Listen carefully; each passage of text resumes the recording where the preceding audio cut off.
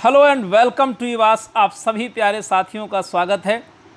A very good evening to all of you my dear. कल voice में कुछ problem आ रही थी और मुझे उम्मीद है कि आज वॉइस एकदम बिल्कुल सही होगी। टनाटन। एक बार सभी साथी थम्स अप करें जी।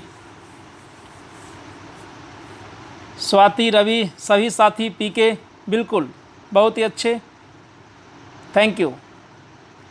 तो आइए चलते हैं। आज एक बात आपसे कहना चाहूँगा माय डियर, मुझे पता है कि आपको पीवाईक्यू के क्वेश्चंस मोस्टली क्लियर हैं, लेकिन मुझे माय डियर ये भी पता है कि पीवाईक्यू का रिवीजन एग्ज़ाम से पहले बहुत ज़रूरी है।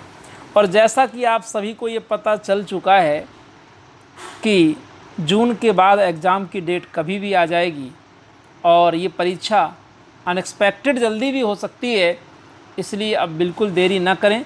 सिस्टमेटिक तरीके से पढ़ें माय डियर और बेहतरीन तरीके से पढ़ें। टेलीग्राम चैनल ज़रूर ज्वाइन कर लीजिएगा, वहाँ आपको मैं डेली क्विज़ करवा रहा हूँ और बहुत ही इम्पॉर्टेंट क्वेश्चंस मिलते हैं, लिटरेचर और लैंग्वेज दोनों। The first 3 days literature and the last 3 days language, यानी ग्रामर और वोकैब के क्वेश्चंस रहते हैं। किसी भी कोर्स को ज्वाइन करने के लिए आप इस दिए गए नंबर पर हमें व्हाट्सएप कर सकते हैं, कांटेक्ट कर सकते हैं। तो चलें शुरू करें। यस,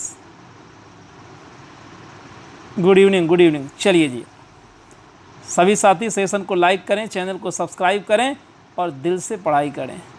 हाँ, मतलब दिल से पढ़ाई करें। जी हाँ। देखिए पहला क्वेश्चन क्या है स्क्रीन में। The very first question before you, one of the following poets was nicknamed the lady of Christ by his fellow undergraduates. Spot the correct name of the poet.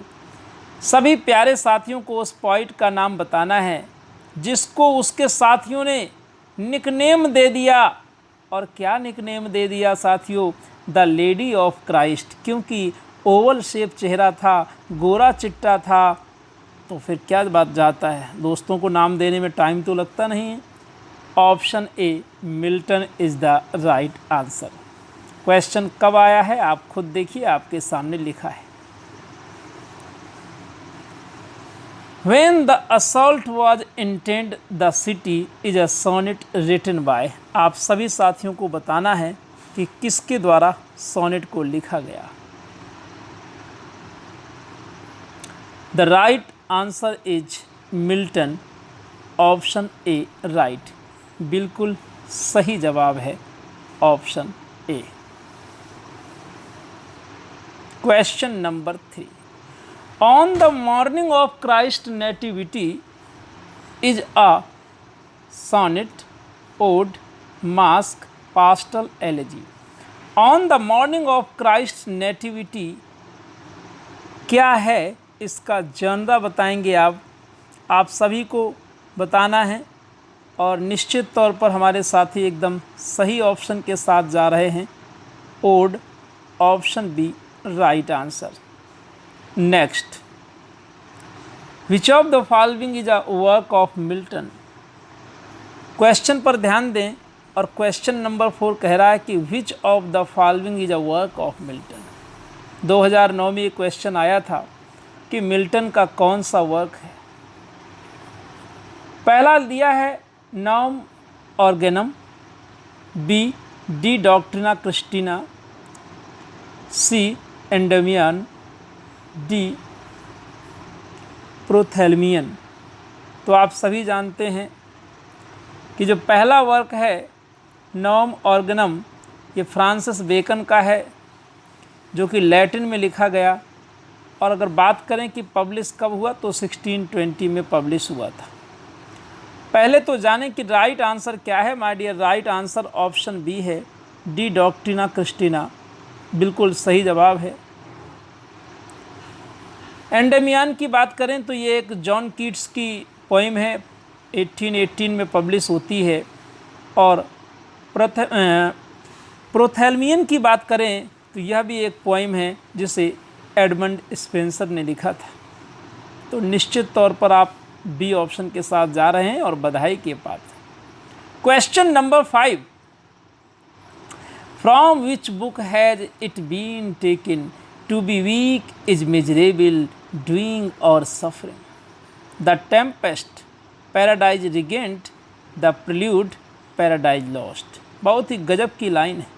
और क्या line है, इसको पढ़िए समझिए। Line कह रही है कि कमज़ोर होना दयनीय होता है। Right answer option D, Paradise Lost. बिल्कुल सही जवाब है option D. One of the following works of Milton is a prose work mention that Lycidas, Paradise Regained, Paradise Lost, Areopagitica. Areopagitica के बारे में आप सभी को पता है, इसमें प्रेस के स्वतंत्रता की बात की गई है। और क्वेश्चन क्या कह रहा है, इस क्वेश्चन पर भी ध्यान दो माय डियर। क्वेश्चन कह रहा है कि कौन सा प्रोज वर्क है, तो अब कहने की ज़रूरत नहीं है प्यारे साथियों। इतना तो आपको याद ही होना चाहिए कि 1644 में आया था एरोपेजिटिका, और यही एक प्रोज वर्क है जो कि प्रेस की स्वतंत्रता की बात करता है। चलो भाई चलें नेक्स्ट क्वेश्चन की ओर बताएंगे। बहुत ध्यान से देखिएगा। Milton's Paradise Lost has no trace of personal element, is notable for its, होना चाहिए थोड़ा टाइपो है, its biographical passage, it is quite objective, has none of the above qualities. कह रहा कि मिल्टन की अगर पैराडाइज लॉस्ट की बात करें तो ये आपको ध्यान होना चाहिए कि ये ऑटोबायोग्राफिकल है या नहीं। It is notable for it's autobiographical passage, यानी कि ऑप्शन डी आपका बिल्कुल बी ऑप्शन एकदम सही जवाब है। Next, who is the hero of Paradise Lost. Paradise Lost का हीरो कौन है? God, Saturn, Adam, none of these. ये तो बड़ा ही टिपिकल क्वेश्चन आ गया। कभी कभी आप डेस्क्रिप्टिव में पढ़ते भी हैं कि हीरो है कौन, एडम है कि सैटर्न। अब मैं आपको बताता चलूँ माय डियर कि बड़ा कन्फ्यूजन होता है ऐसे क्वेश्चंस में, बट हम तो वही आंसर मानेंगे जो कमीशन ने माना है। और 2009 में जब ये क्वेश्चन आया तो राइट आंसर क्या माना गया? Saturn, option B right. और ये एक विवादास्पद डिस्प्यूटेबल क्वेश्चन है, यह भी याद रहे। The only serve who only stand and wait, this line occurs in Lycidas, Comus, Paradise Lost, on his blindness। तो ये लाइन कहाँ देखने को मिलती है? On his blindness। Yes, option D right। Milton's Paradise Lost has been praised for its lightness of touch, grand style, its satirical tone, none of these। जो Milton का paradise lost है ये किस लिए जाना जाता है? ये अपनी ग्रैंड स्टाइल के लिए जाना जाता है, और ऑप्शन बी राइट। आपने बहुत अच्छा जवाब किया है। आज माय डियर इतना ही, कल हम लोग फिर मिलेंगे और उम्मीद करते हैं कि और बेहतरीन तैयारी के साथ आप द एज ऑफ मिल्टन पढ़ कर के आएंगी। और आज भी आपने बहुत अच्छा जवाब दिया है, ऐसे ही कनेक्टेड रहिए। कुछ साथियों ने मैराथन की बात की है, मैं निश्चित तौर पर अब पीजीटी टेस्ट सीरीज़ का काम आज कंप्लीट हो गया है।